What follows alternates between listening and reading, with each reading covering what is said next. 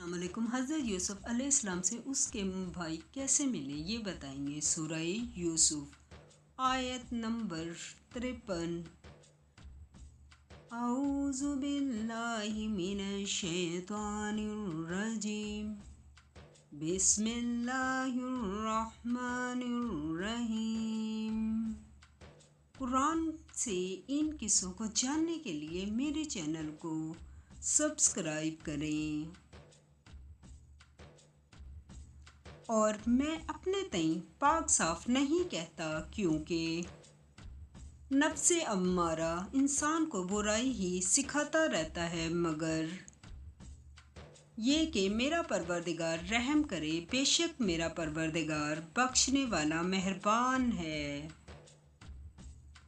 سورہ یوسف آیت نمبر 54۔ بادشاہ نے حکم دیا کہ اسے میرے پاس لاؤ، میں اسے اپنا مصاحب خاص بناؤں گا۔ پھر جب ان سے گفتگو کی تو کہا کہ آج سے تم ہمارے ہاں صاحب منزلت اور صاحب اعتبار ہو۔ سورہ یوسف آیت نمبر 55۔ یوسف علیہ السلام نے کہا، مجھے اس ملک کے خزانوں پر مقرر کر دیجئے، کیونکہ میں حفاظت بھی کر سکتا ہوں اور اس کام سے واقف ہوں۔ سورہ یوسف آیت نمبر 56۔ اس طرح ہم نے یوسف علیہ السلام کو ملک مصر میں جگہ دی، اور وہ اس ملک میں جہاں چاہتے تھے رہتے تھے۔ ہم اپنی رحمت جس پر چاہتے ہیں کرتے ہیں، اور نیکوکاروں کے اجر کو ضائع نہیں کرتے۔ سورہ یوسف آیت نمبر 57۔ اور جو لوگ ایمان لائے اور ڈرتے رہے، ان کے لیے آخرت کا اجر بہت بہتر ہے۔ سورہ یوسف آیت نمبر 58۔ اور یوسف علیہ السلام کے بھائی کنعان سے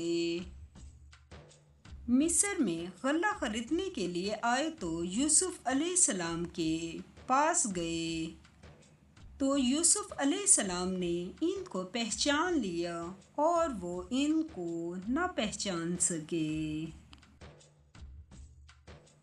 سورہ یوسف آیت نمبر 59۔ جب یوسف علیہ السلام نے ان کے لیے ان کا سامان تیار کر دیا تو کہا کہ پھر آنا تو جو باپ کی طرف سے تمہارا ایک اور بھائی ہے، اسے بھی میرے پاس لیتے آنا۔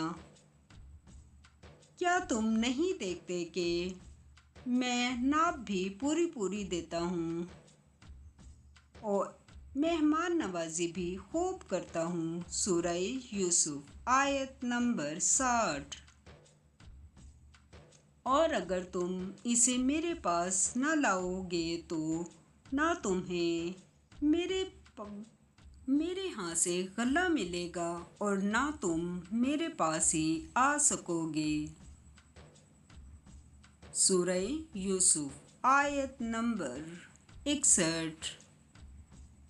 انہوں نے کہا کہ ہم اس کے بارے میں اس کے باپ سے تذکرہ کریں گے اور ہم یہ کام کرتے رہیں گے۔ سورہ یوسف آیت نمبر 62۔ اور یوسف علیہ السلام نے اپنے خدام سے کہا کہ ان سرمایہ یعنی غلے کی قیمت ان کے ٹھیلوں میں رکھ دو۔ عجب نہیں کہ جب یہ اپنے اہل و عیال میں جائیں تو اسے پہچان لیں، اور عجب نہیں کہ یہ پھر یہاں آئیں۔ سورہ یوسف آیت نمبر 63۔ جب وہ اپنے باپ کے پاس واپس گئے تو کہنے لگے کہ ابا، جب تک ہم بنیامین کو ساتھ نہ لے جائیں ہمارے لیے غلے کی بندش کر دی گئی ہے، تو ہمارے ساتھ ہمارے بھائی کو بھیج دیجیے تاکہ ہم پھر غلہ لائیں اور ہم اس کے نگہبان ہیں۔